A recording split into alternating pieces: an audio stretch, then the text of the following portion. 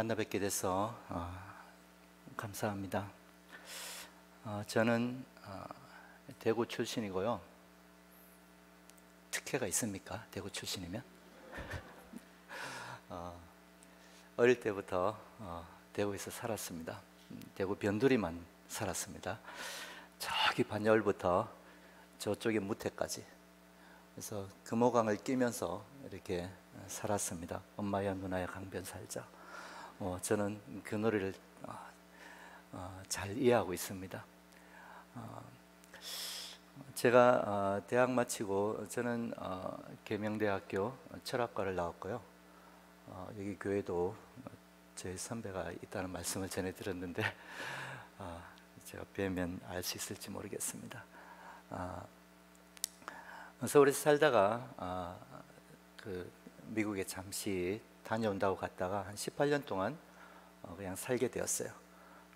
그리고 최근에 2023년 1월에 한국에 들어왔습니다. 한국에서 새로운 어떤 목회의 길을 시작해 보려고 지금까지 준비하고 있는 상황입니다. 제 사역을 위해서 기도해 주신 우리 성도님들께 오늘 기도 시간에 기도해 주셔서 감사를 드립니다. 제가 서울에 올라가 살 때는 핍박이 많았어요. 제가 대구 사람 아닙니까? 그래서 경상도 말의 약점을 아는 사람들이 교묘하게 저를 공격했습니다. 청년부 때 저한테 자매가 오더니 형제님 쌀 해봐요, 쌀 이러는 거예요. 진짜 저는 자부심이 있었어요. 우리는 살이라는 말로 쌀도 표현하고 살도 표현하고 다 할 수가 있습니다. 살 좀 살살 씻어 그러면 어떻게 합니까? 쌀을 살살 씻으란 뜻이잖아요. 근데 저쪽 사람들은 두 단어를 써야 되는데 우리는 한 단어로 충분히 다 공감할 수 있고 교감할 수 있잖아요. 여러분, 언어의 낭비, 우리는 그냥 한마디로 한 단어로 아는데 익숙해져 있어요. 엄청난 수준의 경제에 있는 것이죠. 절대로 기죽지 마십시오. 저도 기죽지 않았습니다. 다만 먹고 살기 위해서 사투리를 조금 줄였을 뿐입니다. 그런데 경상도 오니까 이게 봉인이 해제되는 거예요. 예, 그래서 편하게 쓸 수 있어서 좋습니다. 그렇게 눈치 보며 살다가 여기 고향에 오니까 너무 좋네요. 오늘 말씀에 제가 생각해 보려 하는 것은 믿음입니다. 믿음. 그리스도인으로 산다는 것은 힘이 듭니다. 더 정직하고 더 겸손해야 되고 더 용서해야만 합니다. 그리고 또 부차적으로 해야 될 것이 많아요. 먹고 사는 일도 진짜 벅차잖아요. 집안에 다뤄야 될 일도 많습니다. 내가 아니면 안 되는 일들도 많죠. 그런데 교회에 와서 봉사하라, 이번 주에 헌신 예배 드리라, 헌신 예배 그냥 합니까? 또 특성을 준비해야 된다 그러죠. 특성은 그냥 합니까? 옷을 맞춰 입어야 된다 그러죠. 하여튼 이 교회에 오니까 처음에 예수 믿을 때 없던 것들이 왜 그리 많이 이렇게 부가 조항이 있는지 모릅니다. 자세한 내용들이 많아요. 그런데 읽지를 않았어요. 우리가 하나님 믿을 때 그 하나님의 은혜 한 가지만 받지 뭘 해야 되는지 그것까지 우리가 계약서 세세하게 보지 않는 것처럼 우리는 다 모르고 믿었습니다. 그런데 하나님이 좋으니까 이것마저도 괜찮습니다. 그렇죠? 예, 어쨌든 재미없는 긴 설교를 들으면 여러분 힘들 것입니다. 한 30분 전하려고 합니다. 교회 신앙생활이 때로는 안 믿는 사람보다 더 이렇게 메리트가 되지 않을 때 내게 뭔가 하나님을 믿으면 내가 열외 또는 예외가 되어야 되는데 오히려 더 안 되고 더 나쁘고 더 힘들게 될 때도 많습니다. 남들처럼 병들 것 다 들고 또 망할 것도 망하고 차라리 약삭 빠르게 했으면 그것을 지나갔을 터인데 그러지 못하는 때도 있습니다. 그럴 때 우리는 우리의 믿음으로 사는 것에 대해서 의심하게 됩니다. 이렇게 하면 안 되는데 하나님 나한테 와 이렇게 하십니까? 하나님 저를 왜 이렇게 힘들게 하십니까? 그만해도 안 됩니까? 그런 마음이 들잖아요. 우리가 믿음을 명절에 기차표 예약하듯이 탁 작정하고 앉아갖고 후다닥 이렇게 그 컴퓨터로 인터넷으로 표를 끊는 것, 그런 것은 아닐 것입니다. 지옥은 싫으니까 천국 가는 표를 빨리 예약하자. 여러분, 그렇게 예수 믿지는 않잖아요. 열심히 교회에 나오고 또 하나님 섬기면 내 자식들은 잘 되겠지.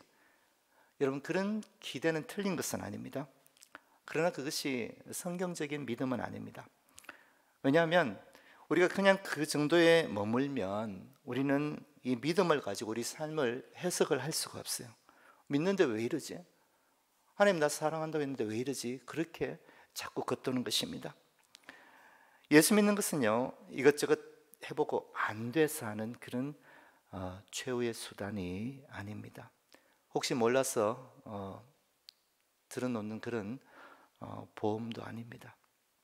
여러분, 하나님은 최후의 수단에 대해서 말씀하지 않고요, 최선의 것에 대해서 말씀합니다. 하나님 아들 예수 그리스도를 내어줄 때 요것 순서대로 내어주다가 마지막에 내어주신 게 아닙니다.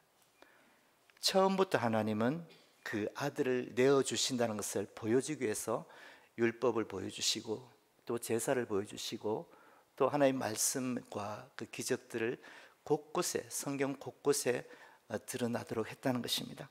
하나님은 최선의 것을 알아볼 수 있도록 그렇게 우리에게 예비하시고 또 들려주셨습니다.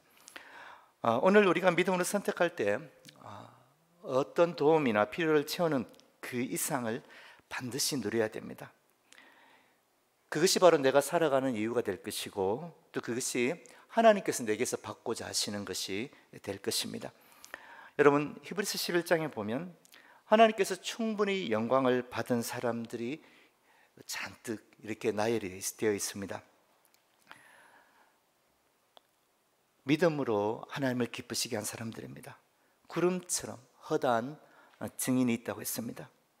만약 오늘 이곳이 초대교회 성도들이 핍박받던 로마 콜로세움의 그 경기장 그리고 사자가 있는 곳이라면 여러분 어떻게 하시겠습니까? 종교개혁 당시에 프랑스에 칼빈주의 교회가 있었습니다. 위그노라고 하죠.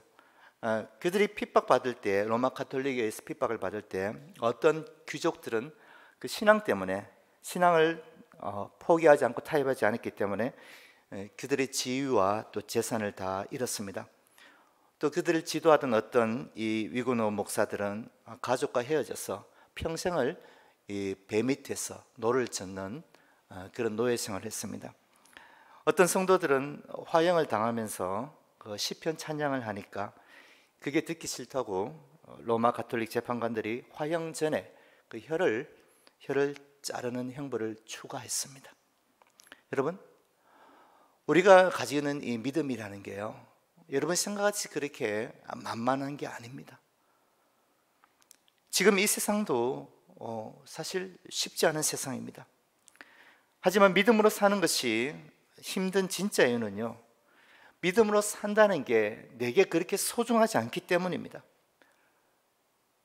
여러분, 믿음으로 사는 게 그리 대단치 않게 보이니까 여러분 두 가지를 하는 듯이 생각을 하는 거예요. 두 일을 하는 것처럼 생각하는 것입니다. 믿음 있고 삶이 있는 것처럼. 믿음을 잘 되는 쪽으로만 써먹으려고 하기 때문에 안 될 때는 힘들어하는 것입니다. 더 정확히 말하면 믿는다면서 힘들어하는 것은요, 그 믿음 안에 인내하게 하고 견디게 하고 버티게 하는 찬양 가사처럼 그 힘이 바로 믿음이 가지고 있는 내용이고 가치라는 것을 우리가 너무나 쉽게 잊어버린다는 것입니다. 신명기 8장 3절에 너를 추리게 하시며 또 너도 알지 못하면 네 조상들도 알지 못하던 만나를 네게 먹이신 것은 사람이 떡으로만 사는 것이 아니요 여호와의 입으로 나오는 모든 말씀으로 사는 줄을 네게 알게 하려 하심이니라. 여러분, 떡이 있을 때나 또 반대로 떡이 없을 때도 하나님에 대한 믿음은 여전히 유효하다는 것을 말해줍니다. 믿음은 떡이 없다고 필요 없는 게 아니에요. 믿음은 떡이 없어서 포기해도 되는 그런 수준의 것이 아닙니다. 떡이 있으니까, 잘 나가니까 필요 없는 게 아닙니다. 떡이 없으니까, 도움이 안 되니까 노해도 되는 게 아니라는 것입니다. 오늘 엘리야와 이 과부의 이야기에서 여러분 함께 이 밤에 여러분 생각을 해보십시오. 여러분은 생각하는 시간을 지금 가지고 있는 것이지 제 설교를 외울 필요도 없고, 또 여러분 그것을 계속 막 주목하면서 뭐 하나 건지려고 할 필요도 없습니다. 하나님께서 여러분에게 생각할 수 있는 시간, 이 밤을 허락하셨습니다. 9절에 보면 하나님께서 가뭄 중에 엘리야를 옮기셨습니다. 그리스 시내가에서 이제는 시돈과 두로 사이에 있는 사르밧으로 옮겼습니다. 엘리야가 3년 가뭄을 아합 앞에서 선포했습니다. 그리고 피했습니다.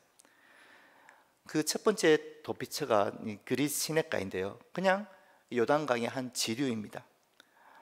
그런데 그 시내가 말라버렸습니다. 그래서 하나님께서는 예비하신 곳이 바로 이 두로와 시돈 사이에 있는 사르밧입니다. 이곳은 그 악랄한 이세벨의 아버지가 통치하는 곳이에요. 이세벨이 생각지 못한 곳에 마치 등잔 밑이 어둡다는 것처럼 거기다가 하나님은 엘리야를 두셨습니다. 근데 엘리야가 뭐 밥해 먹고 이런 사람이 아니잖아요, 그렇죠? 그리스 시내가에서도 까마귀가 주는 걸 먹었지 자기가 차려 먹지 않았습니다. 하나님께서 엘리야를 도와줄 여인을 예비하셨습니다. 그 사르밧 땅의 한 과부입니다. 신명기 24장에 보면 이 과부 고아 나그네에 대한 규례가 있습니다. 구약의 다른 곳에도 있지만은 이 24장 19절에 보면 신명기, 나그네와 고아 과부를 위하여 그 밭에 곡식을 거두었다가 돈 이 한 뭉치 같은 것을 두고 온 것을 잊었다면은 다시 찾으러 가지 마라 그랬어요. 왜냐하면 그것은 이 도움이 필요한 사람들의 것이다. 하나님께서 그렇게 하면은 반드시 복을 주겠다 이렇게 했습니다. 하나님은 고아와 과부와 나그네를 하나님께서 직접 먹이시는 게 아니라 그 사람들, 가진 사람들의 것을 가지고 나누어서 먹이길 원했던 것입니다. 이게 하나님의 방법이에요. 그처럼 성경에서 과부는 도움이 가장 필요한 힘든 처지에 있는 한 부류였습니다. 여인이 결혼했다가 남편이 죽거나 아니면 아들이 장성하지 못했거나 그렇게 되면 그만큼 멸시받고 또 인권이 무시되는 사회가 바로 이 이스라엘이었다는 것입니다. 그래서 하나님은 그 장치를 해놓았어요, 보호 장치를.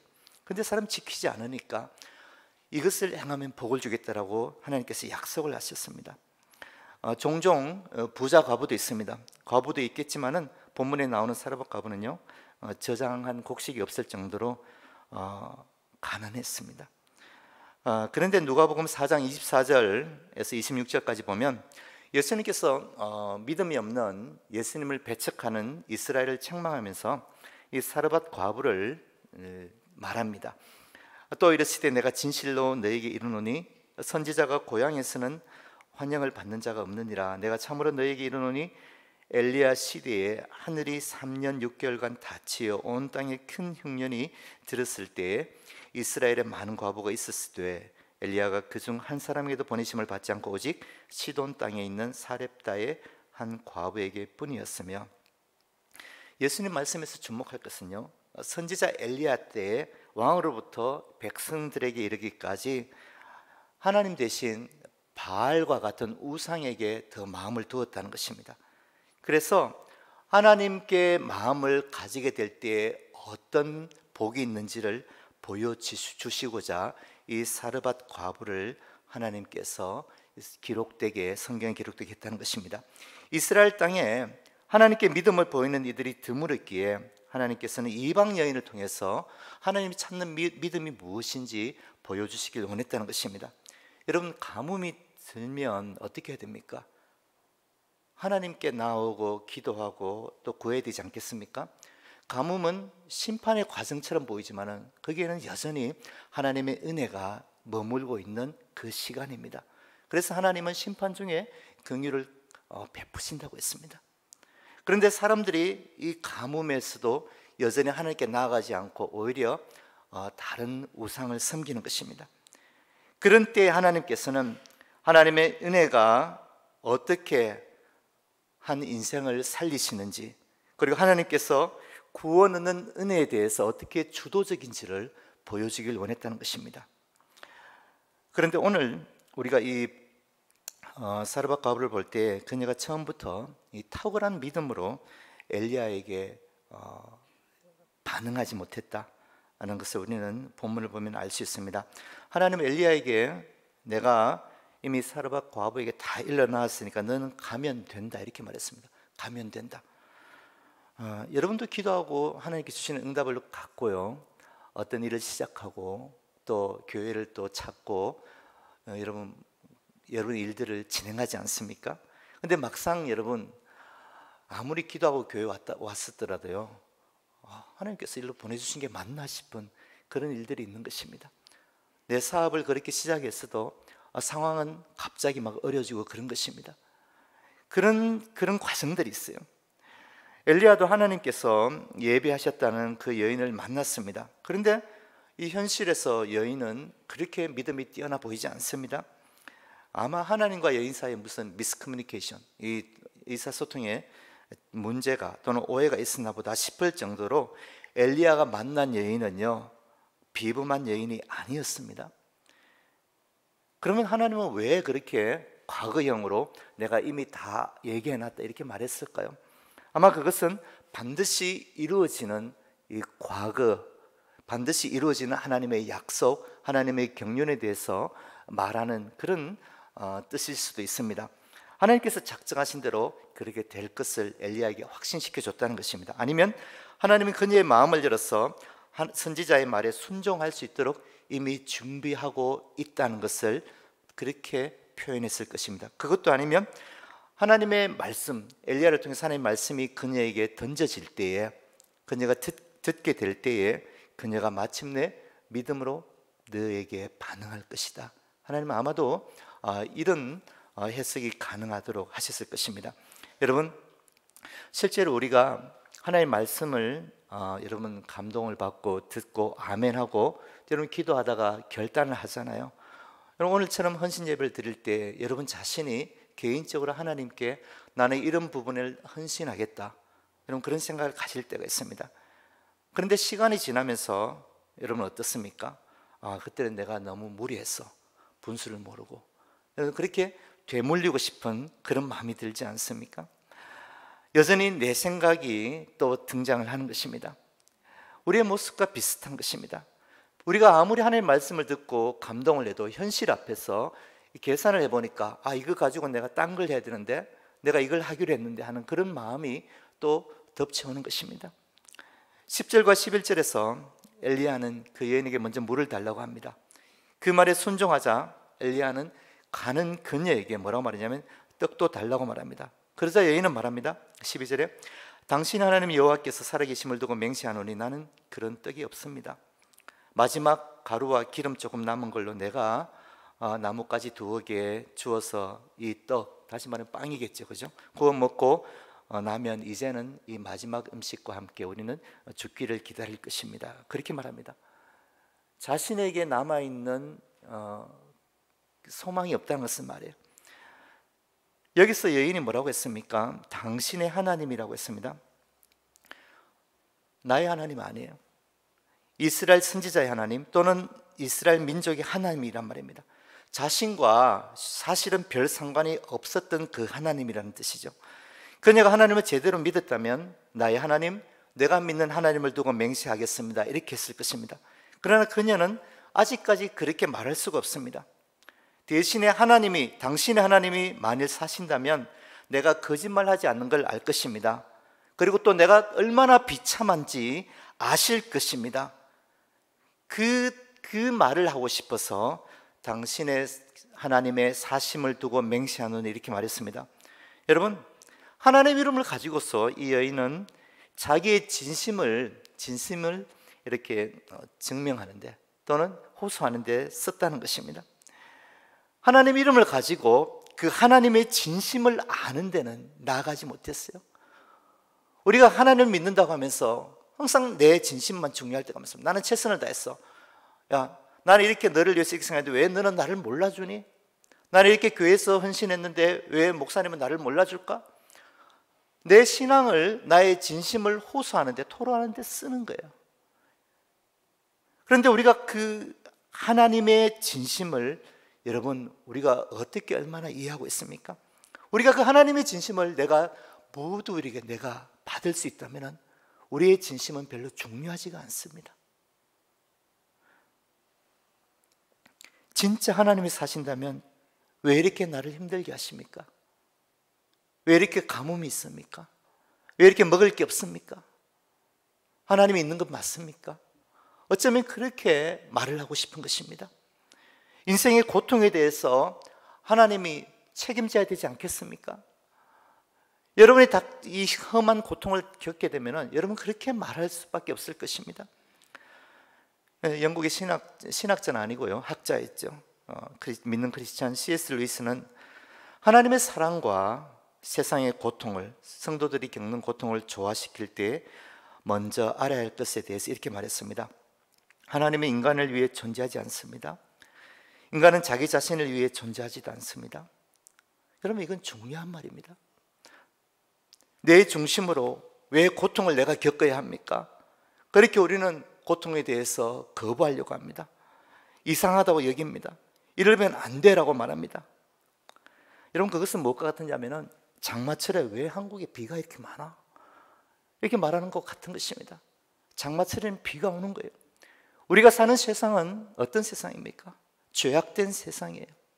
여기는 고통이 있는 게 정상입니다. 그런데 왜 그게 나한테 오냐고요? 여러분, 그게 문제 아닙니까? 그렇죠? 이것을 우리가 이해할 수 있는 방식이 뭐냐? 바로 이 믿음입니다. 왜 하나님은 우리를 사랑한다면서 고통을 피하게 하지 않고 오히려 때로는 더 많은 고통을 주실까요? 하나님은 우리를 사랑하심으로써 우리를 그의 사랑이 아주 기쁘게 머물 수 있는 대상으로 만드시려는 데 있습니다 라고 하나님이 세상에서 사람을 만드신 이유를 말하고 있습니다.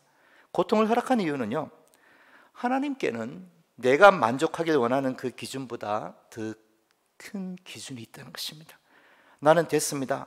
요 정도면 딱 좋습니다. 나는 요 정도면 행복한데. 여러분, 그렇잖아요. 커피숍에 가서 한겨울에 그 쪽쪽 빨면은 이 정도면 충분해라는 생각이 들 때가 있지 않습니까? 근데 하나님은 내가 생각하는 그 기대와 기준보다 더 크다는 것입니다. 나는 안 변하겠다고 버티려고 할 때 그것은 무엇과 같으냐 하면은 하나님에게 대해서 하나님 노릇하지 말라는 말과 같은 것입니다. 여러분, 고통은 하나님께서 우리를 만들어가는 놀라운 그 시간이라고 할 수가 있습니다. 여러분 각자의 고통을 저는 모릅니다. 그러나 이 중에 고통이 없는 사람이 없을 것입니다.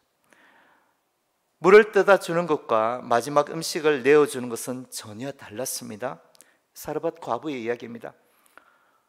우리도 할 수 있는 것과 할 수 없는 것 사이에 선을 것입니다. 그렇죠? 베드로도 7번까지 용서해주면 되겠습니까? 선을 그었습니다. 가뭄의 나그네에게 수고롭게 그나마 아직 이 두로와 시돈 지역에는 이 그리스 시내과 달리 물이 있었습니다. 그것도 물을 찾아서 구해서 대접하려고 했습니다.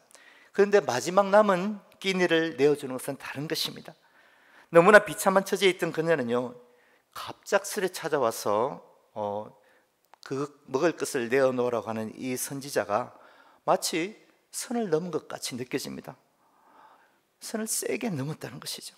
그래서 하소연합니다. 11절에서 엘리야가 이렇게 이 말한 떡은요, 사실은 여분으로 구워둔 이 빵이라고 생각할 수가 있습니다. 누가복음 11장에 예수님이 강청하는 기도 비유를 들려줄 때 밤에 친구 집에 가서 이 떡을 빌리러 가는 사람의 이야기가 있습니다. 아마 그렇게 남겨둔 떡을 말하는 것 같습니다. 그 떡이 없다고 할 때 그것은 무엇이냐? 이 가정이 상당히 지금 위기에 있다는 것입니다. 여러분, 이런 없는 상황에서 여전히 하나님 앞에 반응해야 되는 것이 이 사르밧 과부의 처지입니다. 흥미롭게도 성경에서는요, 이 믿음이 등장하는 때가 좋은 때, 넉넉한 때, 건강한 때가 아니라 그 반대일 때가 많습니다. 예수님이 해가 져가는 빈들에서 제자들에게 뭐라고 했느냐면은 너희가 먹을 것을 주라라고 말씀했습니다. 근데 얼마나 찾았죠? 5병이요. 예수님은 밤새 헛수고하고 빈 그물을 씻는 베드로에게 깊은 데로 가서 그물을 내리라고 말씀했습니다. 밤새 헛수고했습니다.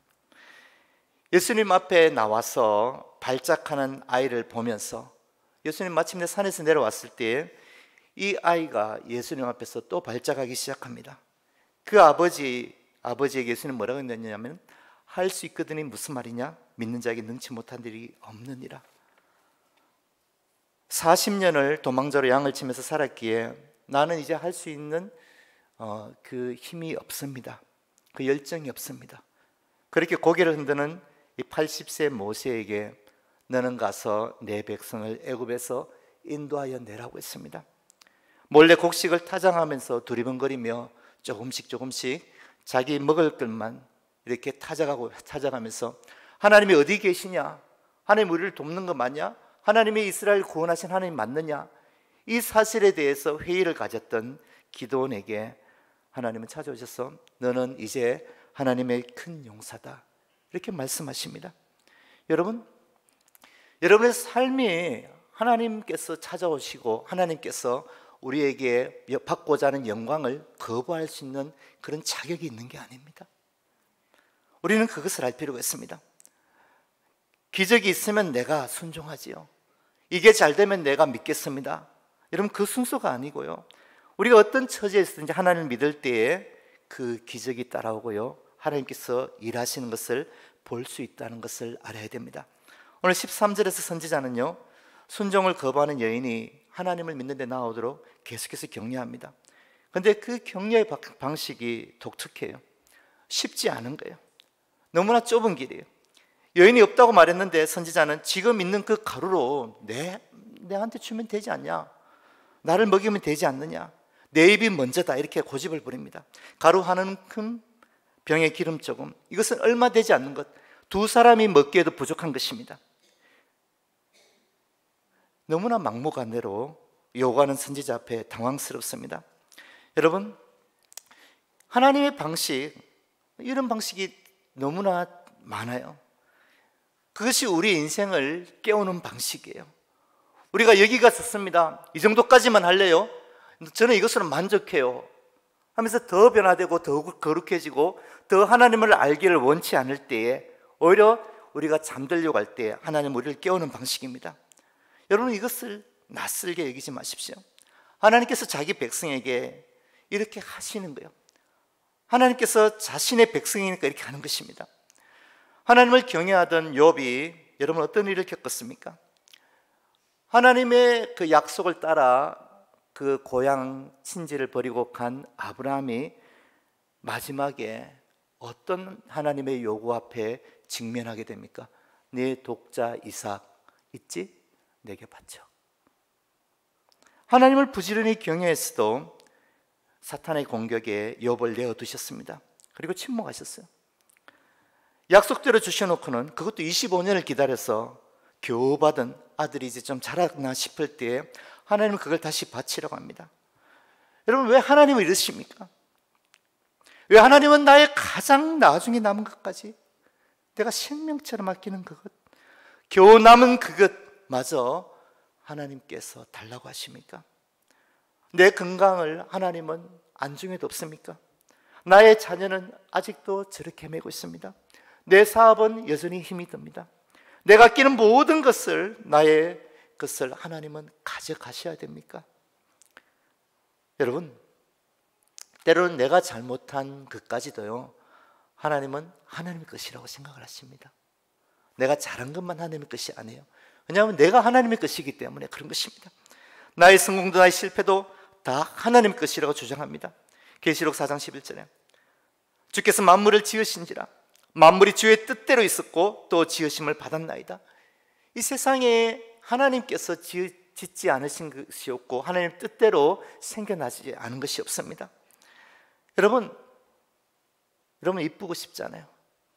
잘생기고 싶고, 요즘은 이제 서구화가 돼갖고 머리도 작아지고 싶다고 막 하시는 분이 있는데 방법이 없어요. 그렇죠? 예, 방법이 없습니다. 아마 방법이 있었으면 했을 거예요. 한국에서는. 눈은 크게 하시는데 머리는 안 되네. 여러분, 하나님은요, 내가 싫어하는 나의 작은 눈, 나의 작은 키로도요 충분히 영광을 받으시는 분입니다. 하나님께 그 지혜와 능력이 있어요. 그래서 하나님은 여러분을 작게 지으셨고 또 뭐 그렇게 지으셨어요. 왜? 부족함이 없다는 거예요. 내가 영광 받기에 우리가 잘나서가 아니라 하나님께 지혜가 있고 하나님께 능력이 있기 때문에 아무 문제가 없어요. 여러분, 문제 삼지 마세요. 어느 날 제 딸이 아빠 저 한국 가서 쌍꺼풀 수술할 거야. 그래? 그리고 다음에는 앞트임 할 거야. 그러냐? 아빠 닮아서 눈이 작대요. 저희 집사람 눈이 큽니다. 여러분, 폰에 저희 집사람 사진 있는데 예뻐요. 저희 어머니가 저희 강재활병원에 이렇게 5년째 거의 6년째 있는데요. 2주 전인가 가니까 그 간병사 아주머니께서 아이고 아들 오셨네요 그러면서 근데 엄마 안 닮았어요 이러는 거예요. 예, 그러니까 엄마는 이렇게 눈이 이렇게 크고 예쁜데 아들은 안 그렇네요 이러는 거예요. 그냥 알고 있으면 되는 거잖아요. 그렇죠? 왜 그걸 말하는지 모르겠어요. 아, 정말. 근데 여러분, 제가 선택한 게 아니에요. 제가 선택했으면 이렇게 안 했을 거예요. 여러분 중에 누구도 선택할 수 없었습니다. 왜냐하면 하나님은 때로는 우리의 실패를 가지고 있어도, 우리가 자초한 실패를 갖고 있어도 하나님의 영광을 받으실 지혜와 능력이 있습니다.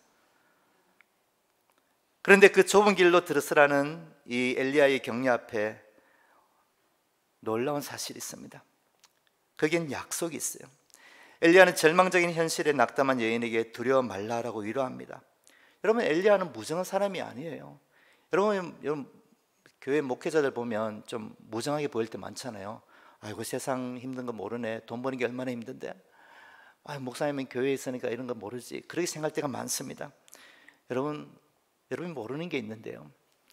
목사들도 여러분 일주일 동안 지치고 또 때로는 딱딱해지고 때로는 낙담해서 돌아오면 무슨 수로 여러분 설교 그 30분을 어떻게 여러분을 회복시키겠습니까? 하나님 앞에 맨 땅에 헤딩하는 사람이 여러분 교회에 있다면 그분은 김치승 목사님입니다. 아시다시피 얼마나 헤딩을 하셨는지 광채가 납니다. 모른다고 생각하지 마십시오. 그는 가뭄의 시절에 함께 고난받은 사람입니다. 그 더러운 새, 부정한 새가 까마귀가 물어주는 음식으로 배를 채워야만 했던 사람이에요. 이 부정한 음식을 먹었던 사람이에요. 시냇물로 목을 축여야 했던 사람입니다. 여러분, 그런 사람이 이 여인에게 두려워 말라고 격려하는 것입니다. 고린도후서 5장 7절에 우리가 믿음으로 행하고 보는 것을 행하지 아니함이로다. 엘리야는 그녀가 보이는 것만 보도록 보이는 것을 가지고 이젠 죽겠다고 생각하는 것이 옳지 않다고 말했습니다. 그 여인의 처지를 알고서 야, 네가 딱하구나. 미안하다. 내가 잘못 찾아왔네. 그러면서 돌아가지 않았습니다.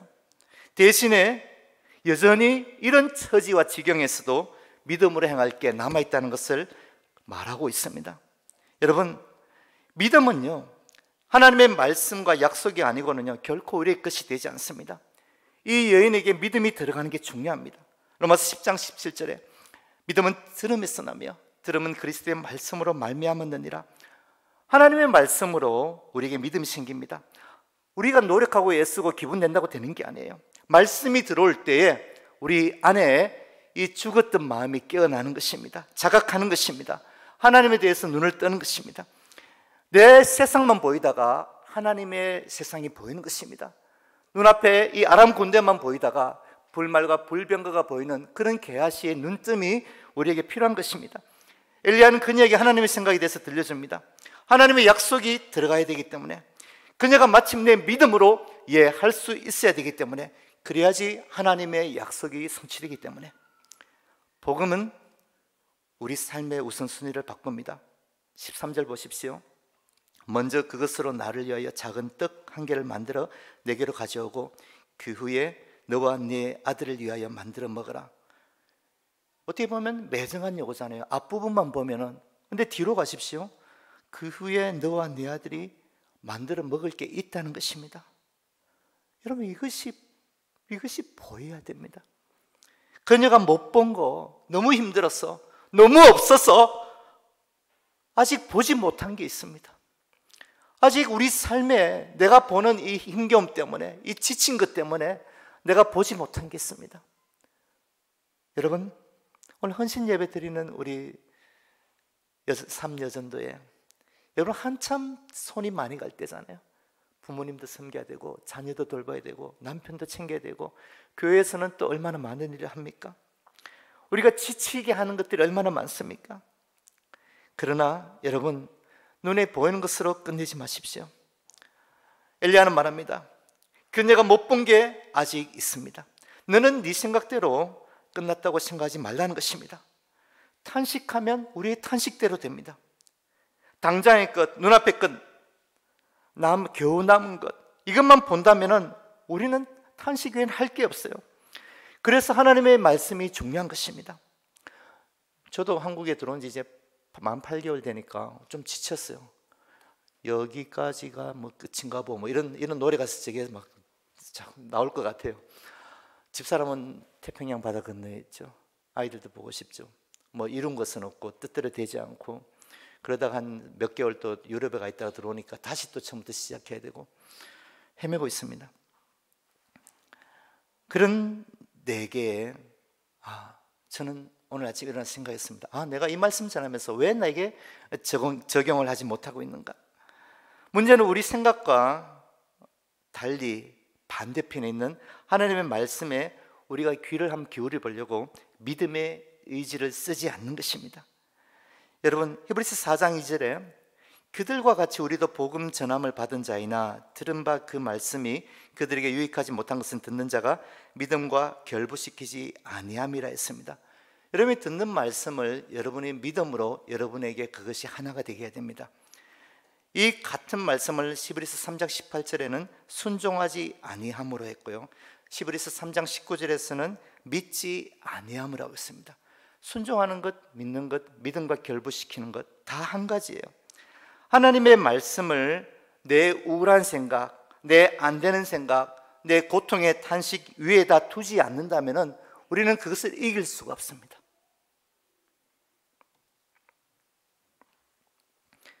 여러분의 고통의 밤이 깊다면요, 탄식할 수 있어요. 그러나 믿음의 사람은요, 동토하는 아침이 있다는 것을 압니다. 우리가 오직 인내하는 믿음으로만 하나님의 증인이 되는 현장에 있다는 것을, 거기에 초대받다는 것을 여러분 기억하십시오. 우리가 인내하는 믿음으로 계속해서 하나님 우리가 영광스럽게 되기를 원하십니다. 여러분이 있는 곳은 어떠한 곳입니까? 모세가 홍해 앞에서 더는 나아갈 수 없는 끝에 그가 들은 메시지가 무엇입니까? 너는 그 지팡이를 내밀어 바다를 향하여 가리키라. 여러분은 여러분의 삶의 자리에서 어떤 하나님 말씀을 여러분 듣고 있습니까? 소녀가 죽었다고 사람들이 울기 시작했습니다. 그때 예수님 뭐라고 했죠? 죽은 것이 아니라 잔다. 끝난 거 아니라고 했습니다. 그리고 예수님은 달리 다굼을 하시는 분입니다. 우리는 아직 더 나아가야 됩니다. 우리는 아직 하나님의 말씀에 더 주목해야 됩니다. 하나님은 오늘도 사람의 끝을 가지고서 새 길을 시작하시는 분이십니다. 하나님께서 여전히 믿는 자를 통해서 영광을 받아야 합니다. 여러분, 우리가 영광 받으시는 하나님 위해서 내가 오늘 초대되고 있다는 사실, 이 사실 앞에 여러분 인생의 가치가 있는 것입니다.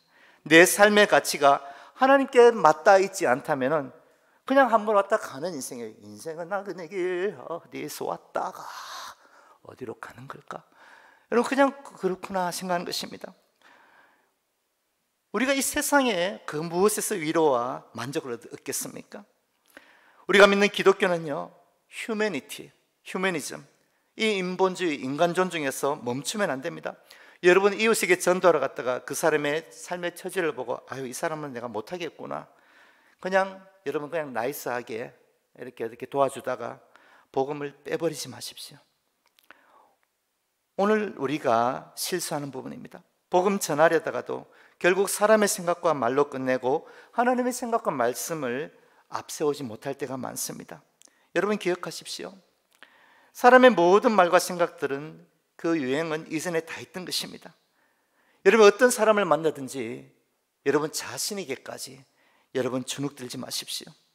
우리가 하나님의 말씀을 들려줄 때, 내가 그것을 들을 때에, 내가 그것을 말할 때에 여러분 거기에서 하나님의 능력과 지혜가 나오는 것입니다. 오늘 사르밧 여인이 할 일은요, 마지막으로 남은 음식을 먹고 죽는 게 아닙니다. 이스라엘 하나님 여호와의 말씀이 나 여호와가 비를 지면에 내리는 그날까지 그 통의 가루가 떨어지지 아니하고 그 병의 기름이 없어지지 아니하리라 하셨느니라. 오늘 그녀가 할 일은요, 살아계신 하나님을 만나는 거예요. 살아계신 하나님을 아는 거예요. 오늘 여러분이 생각해야 되는 것은요, 내가 살아계신 하나님을 만나기 위해서 오늘 이 자리에 있다는 것입니다. 여러분의 시간이 바로 그것을 위해서 흘러가고 있습니다. 하나님이 공급하시는 것으로 하나님의 사람을 먹이는 일을 그녀는 한 번도 생각해 보지 못했어요. 그런데 그녀가 그 일을 하도록 하나님은 그녀에게 찾아왔던 것입니다. 그리고 말씀으로 약속을 합니다.